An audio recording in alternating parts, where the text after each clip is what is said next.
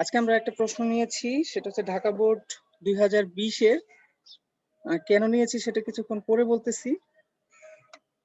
আমরা প্রশ্নের আগে একটা ছবি দেখি, খুব খেয়াল করে দেখবা। ছবিতে একটা ঘটনার বর্ণনা দেওয়া হয়েছে। ঘটনাটা এরকম: 5 কেজি ভরের একটা বস্তু, এটাকে 3 ভাগে বল প্রয়োগ করা হয়েছে। প্রথমে একটা 1, 2, তারপরে 3, এরকম বল প্রয়োগের 3টা সেগমেন্ট, 3টা সিনারি আর কি। প্রথমে 0 থেকে 4 সেকেন্ড পর্যন্ত, মানে প্রথম 4 সেকেন্ড এই 5 কেজি ভরের বস্তুর উপরে 5 নিউটন বল প্রয়োগ করা হয়েছে। তারপরে 4 থেকে 8 সেকেন্ড যে সময়টা, সেগমেন্টটা, এখানে কোনো বল প্রয়োগ করা হয় নাই। এখানে F2 = 0 নিউটন দেখানো হয়েছে, মানে বল প্রয়োগ করা হয় না আর কি। তারপরে আবার যখন 8 থেকে 12 যে সেকেন্ড, আবার 4 সেকেন্ড, এইখানে 10 নিউটন বল প্রয়োগ করা হয়েছে। মানে ঘটনাটার 3টা সিনারি, 3টাতে 3 ধরনের বল প্রয়োগ করা হয়েছে। বস্তুর ভর তো পরিবর্তন হয় না, সব জায়গায় একই আছে, বল শুধু পরিবর্তন হয়েছে। এখান থেকে আমরা কয়েকটা কথা বলে ফেলতে পারি আগেই। বস্তুটা শুরুতে স্থির বলে নিছি আমরা, তাহলে প্রথম সিনারির আদিবেগ 0। যেহেতু বল প্রয়োগ করা হয়েছে, তাহলে ত্বরণ ঘটবে। ধরলাম A1, ভর দেয়া আছে, বল দেয়া আছে, F = ma থেকে ত্বরণটা বের করে ফেলতে পারবো। ওকে, এবার তাহলে যেহেতু আদিবেগ দেয়া আছে, ত্বরণ দেয়া আছে, v = u + at, এই সমীকরণ থেকে প্রথম সেগমেন্টের শেষ বেগ বের করে ফেলতে পারবো, প্রথম সিনারি শেষ বেগ বের করে ফেলতে পারবো। ওকে, এখন দ্বিতীয় সিনারির আদিবেগটা হবে প্রথম সিনারির শেষ বেগের সমান। ঠিক আছে, যেহেতু এর মাঝে কোনো ঘটনা ঘটে নাই, মাঝে কোনো ফাঁকা নাই, তাহলে প্রথম সিনারির শেষ বেগ দ্বিতীয় সিনারির আদিবেগ হবে সমান, মানে v1 = u1 হবে, সরি u2 হবে। এখন 4 থেকে 8 সেকেন্ড এখানে কোনো বল প্রয়োগ করা হয় নাই। আমরা জানি কোনো বস্তুতে যদি বল প্রয়োগ করা না হয়, বাইরে থেকে বল প্রয়োগ করা না হয়, স্থির বস্তু স্থিরই থাকবে, আর গতিশীল বস্তু যেটা আছে সেটা সমদ্রুতিতে চলতে থাকবে। মানে আগে যে বেগে চলতেছিল এখনো সেই বেগে চলবে। কতক্ষণ পর্যন্ত? যতক্ষণ পর্যন্ত কোনো বল প্রয়োগ করা না হবে। তাহলে এই 4 সেকেন্ড থেকে 8 সেকেন্ড পর্যন্ত যেহেতু বল প্রয়োগ করা হয় নাই, তাহলে 4 থেকে 8 পর্যন্ত প্রত্যেক সেকেন্ডেই, প্রত্যেক মুহূর্তেই বেগ এই v1 এর সমানই থাকবে। অর্থাৎ আমরা বলতে পারি v1 = u2, এবং কি এই অষ্টম সেকেন্ডে গিয়ে যে বেগটা সেটাও এর সমান, v1 এর সমান, কারণ বল প্রয়োগ করা হয় নাই। এবং তৃতীয় যে সেগমেন্টটা, তৃতীয় যে সিনারিটা, এখানে শুরুতেও একই বেগ থাকবে, কারণ তখনও বলটা প্রয়োগ করা হয় নাই। তার মানে v1, u2, v2, u3 তিনটা একই বেগ। ওকে, এবার যখন সেগমেন্ট 3-তে বা সিনারি 3-তে একটা বল প্রয়োগ করা হলো 10 নিউটন, তো তখন কি হবে? বল প্রয়োগ করা হয়েছে, তাহলে ত্বরণ হবে, বেগ চেঞ্জ হবে, তাহলে v3টা হবে u3 এর চাইতে একটু বড়। একইভাবে আগে যেরকম হিসাব করেছিলাম, v3 = u3 + a3t3 বের করে ফেলতে পারবো। v = u + at সূত্রটা আসলে 3 নম্বর সেগমেন্টের জন্য সব কিছুকে 3 দিয়ে চিহ্নিত করছে আর কি, আলাদা করার জন্য, আর কিছু না। তো এই ঘটনাটাই আমাদের ঢাকা বোর্ডের প্রশ্নে দেয়া আছে। আমরা একটু বাংলাটা পড়ে নেই। প্রথমে বলছে যে একটা বস্তু স্থির অবস্থানে ছিল। এই যে স্থির অবস্থানে থাকা 5 কেজি ভরের একটি বস্তুর উপর 5 নিউটন বল 4 সেকেন্ড ধরে কাজ করেছে। এটা হচ্ছে প্রথম 4 সেকেন্ড। তারপরে দেখো একটু ট্রিক্স করা আছে, 4 সেকেন্ড পর, মাঝখানে 4 সেকেন্ড কি হয়েছে সেটা বলে নাই। বলছে যে 4 সেকেন্ড পর 10 নিউটন বল 4 সেকেন্ড ধরে কাজ করেছে। প্রথমে 5 নিউটন বল 4 সেকেন্ড ধরে কাজ করেছে, মাঝখানে 4 সেকেন্ড পর বলছে, মানে 4 সেকেন্ডের একটা গ্যাপ, এখানে কোনো বল প্রয়োগ করা হয় নাই, সরাসরি বলে নাই। আবার পরের 4 সেকেন্ড 10 নিউটন বল প্রয়োগ করা হয়েছে, এটা হলো উদ্দীপক। ওকে, তাহলে আমাদের এই যে মাঝখানের যে 4 সেকেন্ড এখানে যে বল প্রয়োগ করা হয় না, এটা আমাদের বুঝে নিতে হবে। ওকে, আমরা ছবি দিয়ে আগে বুঝে ফেলছি। এবার প্রশ্নটা একটু দেখে নেই। গ আর ঘ। গ নম্বরে বলা আছে যে প্রথম 8 সেকেন্ডে অতিক্রান্ত দূরত্ব নির্ণয় করো। এখানে দূরত্ব নির্ণয় করলে 3 নম্বর পেয়ে যাব। প্রথম 8 সেকেন্ড মানে শুরু থেকে নিয়ে 8 সেকেন্ড পর্যন্ত কত দূরত্ব অতিক্রম করছে। এটা আমরা একবারে নির্ণয় করতে পারবো না, কারণ প্রথমে 4 সেকেন্ড ত্বরণ হয়েছে, তারপরে 4 সেকেন্ড সমবেগে গেছে, তাই না? বেগ যেহেতু পরিবর্তন হয় নাই, তাহলে 2 স্টেপে করতে হবে। মূলত আমি ঘ নাম্বার প্রশ্নের কারণে এই প্রশ্নটা সিলেক্ট করেছি।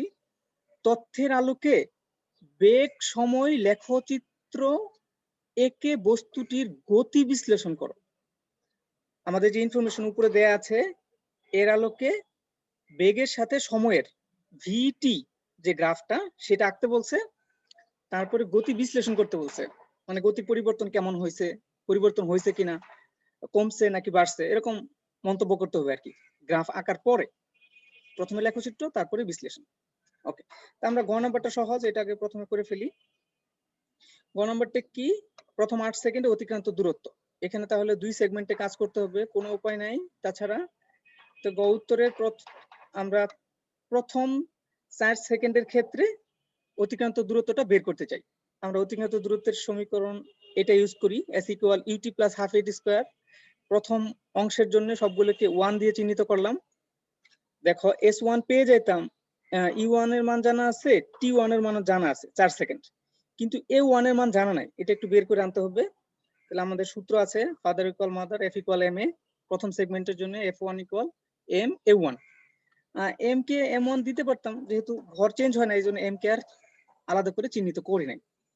ওকে, তাহলে বল তো যে আছে প্রথম সেগমেন্টে 5 নিউটন দেখেছি, ভর 5 কেজি, তাহলে ত্বরণ বের হয়ে আসবে 5 / 5 1 m/s²। এখন এই যে 1 নম্বর সমীকরণে যদি মানটা বসায় দেই, দেখো মানটা বসায় দিই, আদিবেগ তো 0 ছিল, 0 × 4 সেকেন্ড 0 × 4 + ½ a এর মান 1 আর t হচ্ছে 4 সেকেন্ড। ওকে, তো তাহলে আমাদের হয়ে গেল 8 মিটার। প্রথম 4 সেকেন্ডে 8 মিটার দূরত্ব অতিক্রম করেছে।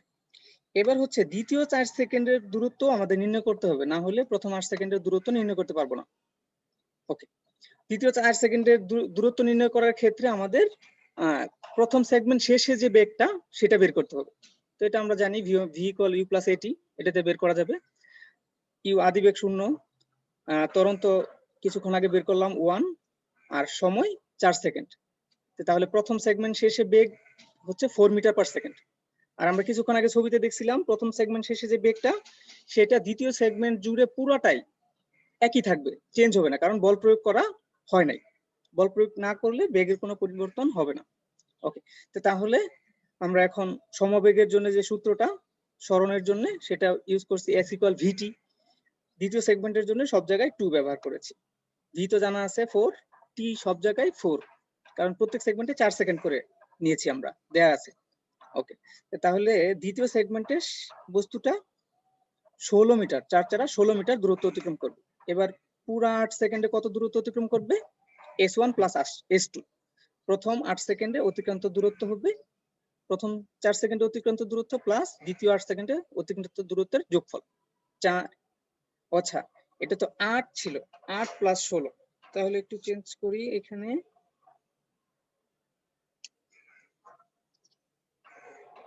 যদি 8 হয় আর 16 8 6 24, তাই না?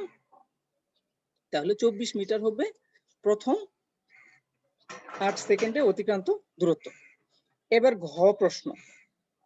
ঘ উত্তরের ক্ষেত্রে তোমরা ফিজিক্সে সাধারণত তো গ্রাফ দেয় না, তো আমাদের যদি গ্রাফ দেয় তাহলে এমন একটা ইনস্টিটিউটে পড়তে পারে যেখানে গ্রাফ পেপার দিচ্ছে না বা দেরিতে দিচ্ছে বা শেষ পর্যন্ত দিলই না। তাহলে আমাদের কি করতে হবে? ফ্রি হ্যান্ডই আঁকতে হবে, পেপার যদি না দেয়। ফ্রি হ্যান্ড আঁকবো কিভাবে? আমরা আমাদের কাগজের মধ্যে এক্স অক্ষ আঁকবো, এক্স অক্ষ আঁকলাম, তারপরে এর উপরে 90 ডিগ্রিতে ওয়াই অক্ষ এঁকে ফেলবো। তারপর নিজের মতো করে দাগ কেটে ইকুয়াল দাগ, দূরত্বগুলো সবসময় ইকুয়াল দিতে হয়, গ্রাফ পেপারে যেরকম ইকুয়াল থাকে সমান দূরত্বে দাগ কেটে আমরা গ্রাফটা শেষ করতে পারবো। ঠিক আছে, যদি না দেয়, আর দিলে তো গ্রাফ পেপার দাগ কাটাই আছে, কাজ করতে হবে না।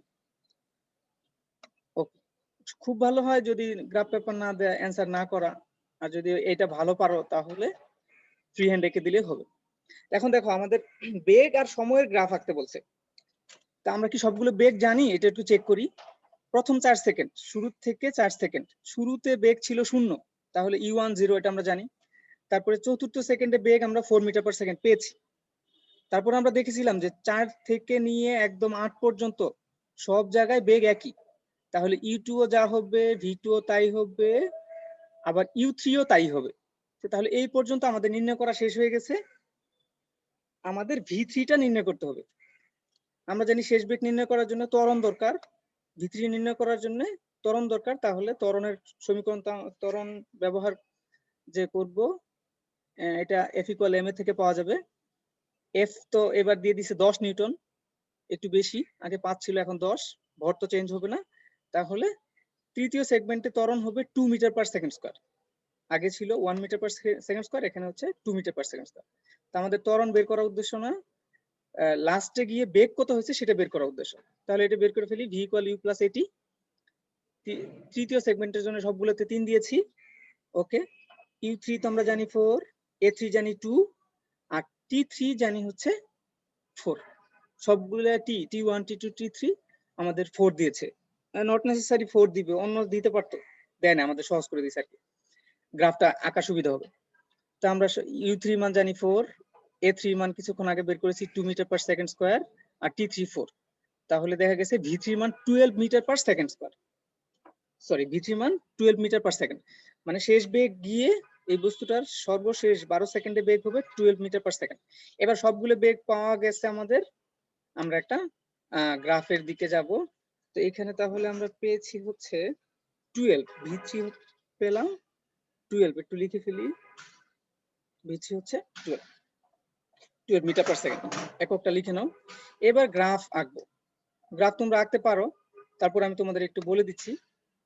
গ্রাফের ক্ষেত্রে আমি সবগুলো সংখ্যা লিখিনি, সবগুলো সংখ্যা লিখতে হবে এমন কোনো কথা না। আর তোমার যদি মনে হয় যে তুমি সবগুলো লিখতে কমফোর্ট ফিল করো, তাহলে সবগুলো লিখবা।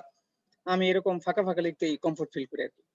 তা আমাদের মাথায় রাখতে হবে যে আমাদের সময় সর্বোচ্চ কত, ওইটা যেন এক্স অ্যাক্সিস বরাবর থাকে, আর বেগ সর্বোচ্চ কত 12, তাহলে ওইটাও যেন ওয়াই অ্যাক্সিস বরাবর থাকে, ওই সংখ্যাটাও যেন থাকে।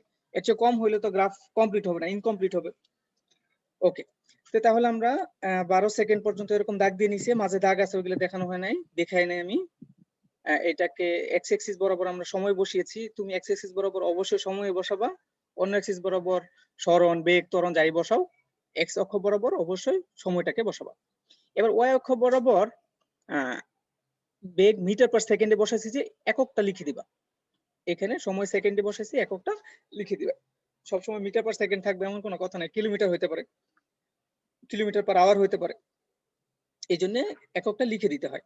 ওকে, তা আমাদের গণনা শুরুতে বেগ কত ছিল, 0 0 0 ছিল বেগ। তাহলে একটা বিন্দু পেয়ে গেলাম গ্রাফের উপরে, যখন সময় 0 তখন বেগ 0।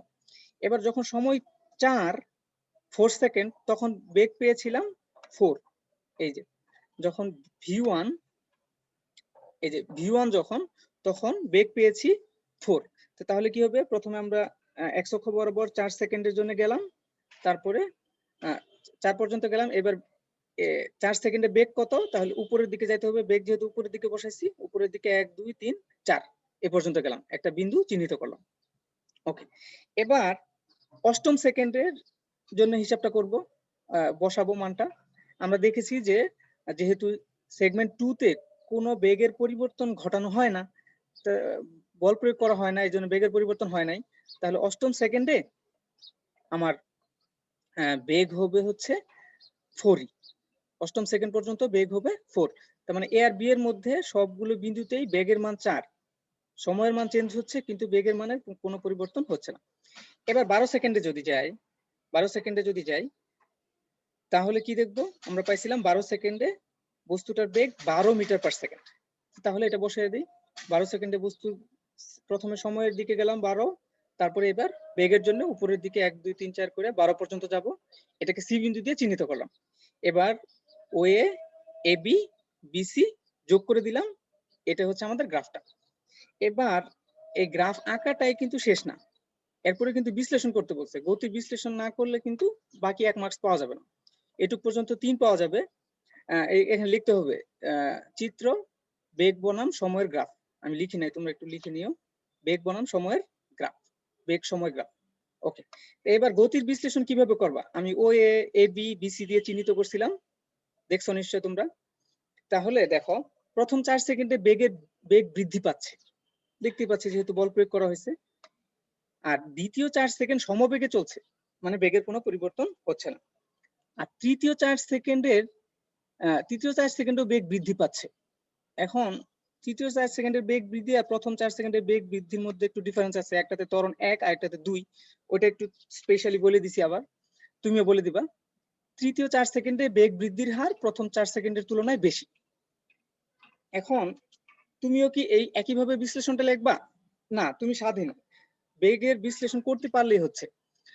তুমি এভাবে বলতে পারো যে প্রথম 4 সেকেন্ডে ত্বরণ হয়েছে, দ্বিতীয় 4 সেকেন্ডে ত্বরণ হয়নি, তৃতীয় 4 সেকেন্ডে ত্বরণ হয়েছে, কিন্তু প্রথম 4 সেকেন্ডের তুলনায় তৃতীয় 4 সেকেন্ডে ত্বরণের মান দ্বিগুণ।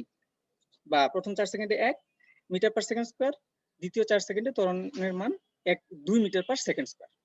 বলতে পারো, একই কথা, বিশ্লেষণ করতে পারলেই হয়েছে। তুমি যে বুঝতে পারছো, এটা বুঝতে পারলেই, ওনারা বুঝতে পারলেই ওকে। ওকে, আমাদের এখন কিছু প্রশ্ন আছে। ওকে, একটা হোমওয়ার্ক আছে, হোমওয়ার্কটা তোমাদেরকে সাবমিট করতে হবে। হোমওয়ার্কটা একটু লিখে নিবে সবাই, আমি বলে দিচ্ছি। হ্যাঁ, হোমওয়ার্কটা একটু লিখো। হোমওয়ার্কটা আজকে 9টা থেকে 10টার মধ্যে শুধু উত্তর সাবমিট করবা। মনে করো তুমি পাইলা হচ্ছে 10 আর 15, তাহলে 10,15 দিয়ে সাবমিট করে দিলেই হবে, আমি দেখে দেব। 10টা 10-এ চেক করব, রেজাল্ট দেবো আমি তোমাকে। হোমওয়ার্কটা কি? 5 কেজি ভরের একটি বস্তু 5 মিটার পার সেকেন্ড বেগে স্থির বস্তুকে আঘাত করে। তো একটা বস্তু 5 মিটার পার সেকেন্ড বেগে চলতেছিল, এটা একটা স্থির বস্তুকে আঘাত করার পরে এর বেগ হয়ে গেছে 1/50 মিটার পার সেকেন্ড, তারপরে চলতে থাকছে। তো এখন প্রশ্ন হচ্ছে যে আঘাতপ্রাপ্ত বস্তুর ভর কত আর আঘাতপ্রাপ্ত বস্তুর এবার বেগটা কত, আঘাত পাওয়ার পরে বেগ কত, বস্তুর ভর আর বেগ নির্ণয় করবা। সংঘর্ষটা স্থিতিস্থাপক সংঘর্ষ, আর দশমিকের পরে 2 ঘর পর্যন্ত নিবা। মনে করো তোমার উত্তর আসলো 8.912 কেজি, তাহলে 8.91 লিখলেই ওকে, এরপরে আর লেখার দরকার নাই, দশমিকের পরে 2 ঘর পর্যন্ত রেজাল্টটা লিখবা। এখন কোশ্চেন হচ্ছে যে আমি মার্কস দিব, কত দিব? যারা একদম পুরোপুরি সঠিক উত্তর দিবে তারা 5-এ 5 পাবে, যাদের দশমিকের পরে দ্বিতীয় ঘরে গিয়ে গড়বড় হবে তাদেরকে 4 দিব, আর এর চেয়ে বেশি গড়বড় হইলে 0 পাবে। আর যারা সাবমিট করবে না, ক্লাস করে নাই, তারা তো 0 পাবে।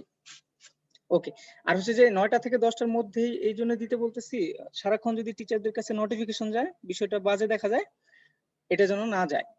মনে করো তুমি 9টা থেকে 10টার মধ্যে থাকবা না, বিজি থাকবা, তাহলে তোমার বন্ধুকে দিয়ে রাখো, সে তোমার রেজাল্ট লিখে, তোমার রোল লিখে সাবমিট করে দিবে, কোনো সমস্যা নাই, আমি চেক করব। ঠিক আছে, 9টা থেকে 10টার মধ্যে, এর পরে না। আর 10টা 10-এ আমি বলে দিব কে কে 5 পেয়েছে, কে কে 4 পেয়েছে। ওকে, এবার তাহলে আমরা আমাদের এমসিকিউ এক্সাম সম্পর্কে একটু বলি, তারপরে কিছু শর্টকাট মুখস্থ সবাইকে বলে জিজ্ঞাসা করব। 1 তারিখে তো পরীক্ষাটা হবে, এমসিকিউ এক্সাম গুগল ফর্মে হবে, মার্কস 20 অথবা 25 হবে। যদি 20 হয় তাহলে 20 মিনিট, আর 25 যদি হয় তাহলে 25 মিনিট। ওকে, এবার আজকের শর্টকাটটা সংঘর্ষ নিয়ে একটু আলোচনা করি। মনে করো দুইটা বস্তু M1 M2 চলতেছে, একই দিকে চলতেছে, পেছনের বস্তুটার বেগ যদি বেশি হয় তাহলেই সংঘর্ষটা সম্ভব, তা না হলে সংঘর্ষটা হবে না। মানে ইউ2 বেশি হইতে হবে, ইউ2 এর মান বেশি হইতে হবে, তাহলেই প্রথম বস্তুটাকে গিয়ে ধাক্কা দিতে পারবে। আর অন্য একটা ঘটনা ঘটতে পারে, যদি মুখোমুখি আসে তাহলে তো কোনো একটা বস্তু যদি স্থিরও থাকে তাহলেও সংঘর্ষ হবে। এখন তোমাদের জন্য একটা কোশ্চেন, যে মুখোমুখি যদি আসে তাহলে আমরা রাশিগুলোকে কিভাবে প্রকাশ করি? দেখো, দুইটা বস্তু, একটা বাম পাশ থেকে ডান পাশে যাচ্ছে 15 মিটার পার সেকেন্ড বেগে, আর একটা ডান পাশ থেকে বাম পাশে আসতেছে। তা আমি দুইটার বেগকেই দুই ভাবে প্রকাশ করেছি, এ আর বি। এ তে প্রকাশ করেছি u1 কে 15 আর u2 কে -5, আর বি তে প্রকাশ করেছি U1 কে -15 আর U2 কে +5। এখন তোমাদের কাছে কোশ্চেন হচ্ছে কোনটা সঠিক?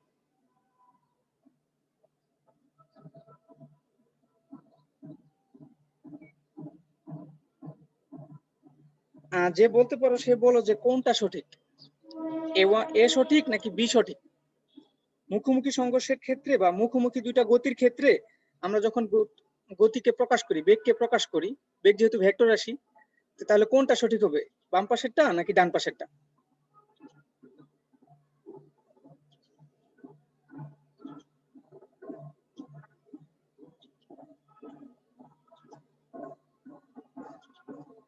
কি কেউ বলতে পারবে না?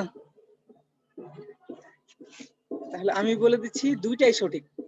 দুইটাই সঠিক এই কারণে যে আমি যখন বাম পাশে প্রকাশ করেছি, এতে প্রকাশ করেছি, তখন বাম পাশের যে বেগটা এটাকে পজিটিভ দেখাইছি, ডান পাশেরটাকে নেগেটিভ দেখাইছি।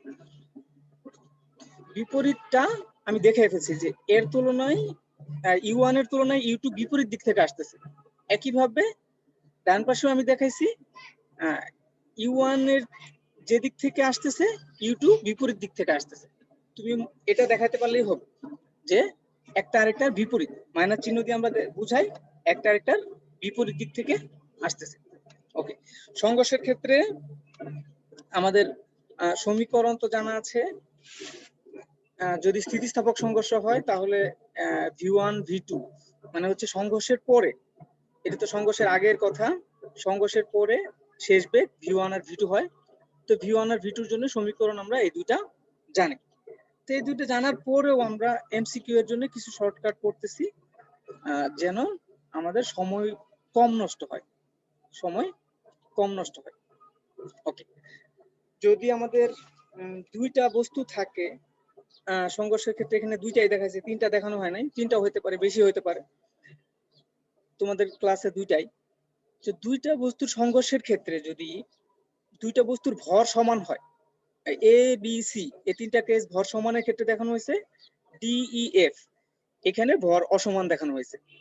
তো প্রথম হচ্ছে যে দুইটা ভর সমান, তো তাহলে কি হবে, যদি দুইটা ভর সমান হয় তাহলে সংঘর্ষের পরে এই V1 হচ্ছে সংঘর্ষের পরে প্রথম বস্তুর শেষ বেগ, আর V2 হচ্ছে সংঘর্ষের পরে দ্বিতীয় বস্তুর শেষ বেগ। তা আমরা দেখতে পাচ্ছি যে V1 হয়ে গেছে U2 আর V2 হয়ে গেছে U1।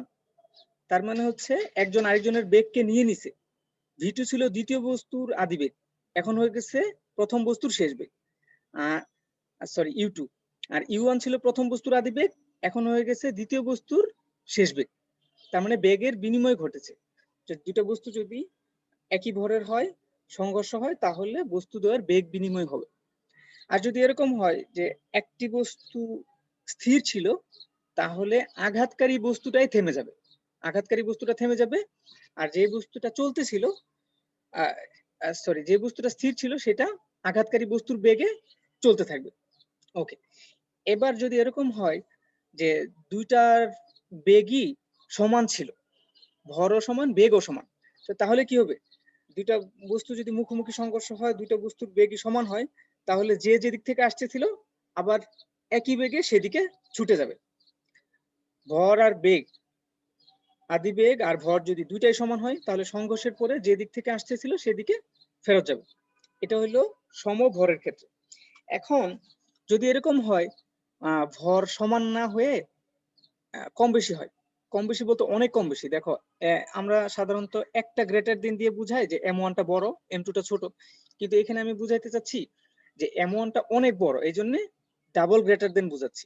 মনে করো M1টা হচ্ছে একটা ট্রাক, M2 হচ্ছে একটা বাইক, M2 হচ্ছে একটা বাইক, তার ট্রাকের সাথে বাইকের সংঘর্ষ, বা M1 হচ্ছে ওয়াল, তোমার পাশে যে ওয়ালটা আছে সেটা, আর M2টা হচ্ছে তোমার হাতে একটা টেনিস বল আছে সেটা।